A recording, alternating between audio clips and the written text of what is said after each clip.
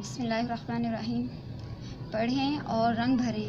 پیارے بچوں، یہاں پہ جس طرح ہم نے پہلے ب پ ت پڑھا تھا، اسی طرح یہ بھی حرف ویسے ہی لکھا جاتا ہے، لیکن اس کے اوپر ایسے لڑکی لگائیں گے تو وہ ٹ کہلاتا ہے۔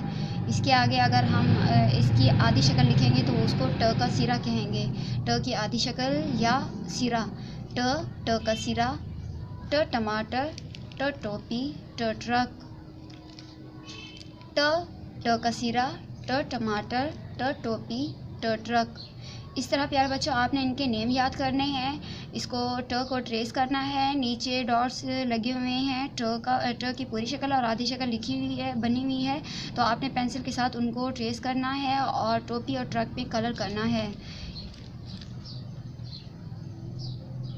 اس طرح ہوم ورک میں بھی آپ نے ٹ اوپر پوری شکل لکھوا لینی ہے اور نیچے ٹ کی آدھی شکل، اور آپ نے اوپر ایک لائن چھوڑ کے ٹ لکھنا ہے اور نیچے ٹ کا سیرا لکھنا ہے۔